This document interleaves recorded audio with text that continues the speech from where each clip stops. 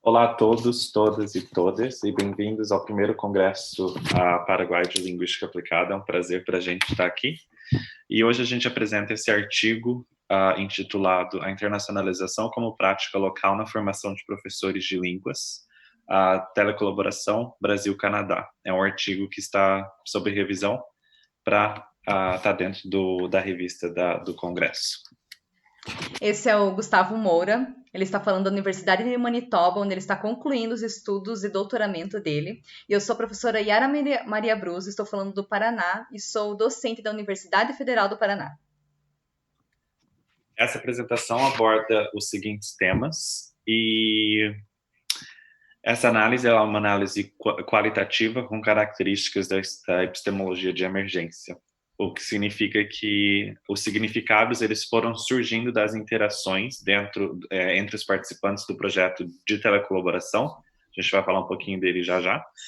E aqui a gente tenta ressaltar a pluralidade de sentidos que surge dessas interações com o outro, com o que é diferente. E para apresentar um pouquinho desses dados, a gente traz transcrições na língua inglesa, na língua original das conversas dos participantes do projeto de telecolaboração. E vocês podem pausar o vídeo para ler esses excertos e depois continuar ouvindo o que a gente tem para falar. Então, eu inicio com o primeiro tópico, internacionalização da educação superior, que é um tópico muito em voga nos últimos anos, graças à globalização. E aqui nós vamos falar de uma formação pós-nacional, pós-colonial, pós-moderna, do pós-método e da pós-transmissão. Repare que os autores nos quais a gente se baseia para escrever e falar nessa apresentação, eles estão embaixo de cada tópico nos slides. A internacionalização da educação superior, ela está ocorrendo em diversos países, com projetos dentro das universidades que trazem currículos que tentam se internacionalizar, também os intercâmbios de mobilidade acadêmica, tanto de professores quanto de discentes, alunos. E nós questionamos muito como que está sendo a priorização, a valorização e como que esse conteúdo está chegando até os alunos e como ele está sendo construído dentro das universidades que estão em busca dessa internacionalização. Dentro do escopo da internacionalização, o projeto de telecolaboração quebra um pouco a ideia de que internacionalização significa mobilidade e intercâmbio cultural. A telecolaboração é considerada como um projeto de internacionalização e a gente define isso como uma prática local, porque não há essa mobilidade entre os participantes e a partir dentro dos seus próprios contextos eles conseguem ter esse acesso a outras informações vindas de outros lugares. Nesse projeto de telecolaboração, nós temos pós-graduandos e graduandos dentro da área de ensino de línguas, especificamente o ensino de língua inglesa. E esse projeto de telecolaboração é um projeto de diálogo entre participantes brasileiros e canadenses que conversam sobre o ensino de línguas, sobre suas práticas, refletindo práticas locais e repensando práticas globais. Eles conversam sobre questões metodológicas do ensino e questões de conteúdo também. E dentro desse escopo é muito importante a gente pensar e refletir sobre a formação de professores e pensar nas hierarquias que acontecem dentro desse contexto. Como que a gente pode fazer com que o conteúdo, o que está sendo refletido, seja construído com os pares, tanto com os formadores e professores, quanto quem vai se tornar professor em conjunto. Aqui nós trazemos uma fala de uma das participantes do projeto de telecolaboração, em que a participante do Canadá, que ainda ia ser professora, estava estudando para ser professora de língua inglesa, fez par com um participante do Brasil, que cursava letras, mas já era professor de língua inglesa há alguns anos. Essa questão desse participante do Brasil já estar algum tempo dentro de sala de aula acabou intimidando essa participante do Canadá. Então, pelo fato dele ter essa experiência, fez com que ela se sentisse intimidada e não o contrário, que fizesse ela se sentir motivada. Ela teve a sensação que ela ia precisar ter que conhecer, estudar muito mais por ter tido essa troca. Então, aqui a gente questiona como que esse conteúdo pode ser construído e como que a gente pode quebrar essa hierarquia até mesmo de tempo de sala de aula entre quem está se formando professor. Um outro ponto que surgiu nessas interações é a questão do ensino de língua inglesa como o que é o inglês suficiente.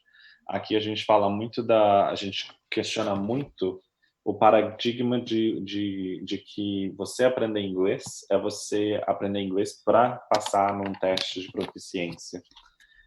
Por que a gente fala isso? Rocha e Maciel, eles apresentam um pouco essa questão do ensino de língua inglesa, que contribui para uma formação cidadã e crítica.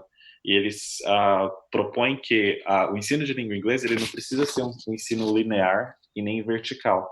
Então, aqui a gente precisa parar para repensar um pouco que tipo de treinamento os professores de língua inglesa estão tendo no Brasil comparado à formação, porque nem todo professor de língua inglesa como língua estrangeira no Brasil, ele ele faz parte da área de linguística, de linguagem, etc. Então, o objetivo de ir além desse método tecnicista é repensar o ensino de língua inglesa e a formação dos professores de língua inglesa como uma formação pós-método, é entender que o contexto social ele é importante para a criação de empatia com o outro, com o que é diferente, o que às vezes é subalternizado. E dentro desse contexto do ensino, é importante a gente pensar o papel da língua inglesa, que é o que nós ensinamos. Será que é simples ou complexo ensinar a língua inglesa? E aqui nós trazemos mais um trecho de uma fala de uma participante que, numa das aulas dela de estágio, ela se questionou muito porque ela trouxe um tema para ser discutido e muitos dos alunos dela preferiram ficar em silêncio. Então, até que ponto os professores eles precisam fomentar que os alunos deem opinião? E ela acreditava que muitos dos alunos dela tinham uma opinião e queriam dizer algo sobre o assunto, mas escolheram ficar em silêncio. Então, até que ponto a gente trazer um conteúdo, a gente tem que fazer com que os alunos participem de forma verbal e que a gente sabe que ensinar uma língua, a gente está colocando o aluno em contato não somente com estruturas gramaticais e com vocabulário, a gente está colocando esse aluno em contato também com uma nova visão de mundo, a gente está fazendo com que o aluno reveja a sua própria visão de mundo, está fazendo com que o aluno pense sobre o que está acontecendo na sua localidade e várias outras situações que podem ocorrer em sala de aula. Então, até que ponto nós, como professores, fazemos esse papel de fomentar o aluno verbalizar tudo isso, ou simplesmente temos que respeitar o aluno e deixar com que ele também fique no seu silêncio, pensando que esse silêncio também é uma resposta ao que ele está entrando em contato. Então, a gente pode perceber como é complexo estar numa sala de aula de língua inglesa. Dialogando um pouco com as teorias da particularidade do Kumaravativelo, dos letramentos críticos com a Montemor, com Menezes de Souza e com Rocha e Maciel, e trazendo tudo isso para o ensino de línguas, a gente percebe que ensinar língua não é simplesmente transmitir, mas é também refletir. E, às vezes, a gente defende aqui uma posição mais pós-moderna, mas um pós-moderno não no sentido de avanço, e não no sentido que a gente está provendo com uma receita de como fazer essa reflexão. Essa reflexão ela é singular, ela é individual. Então, aqui a gente só quer repensar a transformação social que pode acontecer por meio do ensino de língua inglesa, mas uma transformação que é pensada pelas interpretações das situações particulares de cada um. Então, é só jogar, de novo, trazer essa complexidade de que ensinar língua inglesa não é você trazer um material didático e seguir aquele material didático, mas é você considerar singularidades e talvez até novas possibilidades que você não tinha pensado antes. É também ter consciência de que você está sempre vindo de encontro a algo que é desconhecido, e o projeto de telecolaboração mostra isso. São duas realidades diferentes, se encontram, são coisas que não são naturais para a gente. Então, providenciar isso para professores em formação inicial e continuada é você questionar e prover o questionamento da naturalidade das coisas e principalmente a naturalidade das práticas educativas. E aqui a gente coloca conclusões iniciais, que a gente espera que, na verdade, a gente tenha trazido reflexões para quem está assistindo a gente e que comecem novas maneiras de pensar o que está acontecendo em sala de aula. E se vocês precisarem, só mandem um e-mail para a gente e, hopefully, vocês consigam ver o nosso artigo aí na revista. Então, Thank graças. you. Obrigada.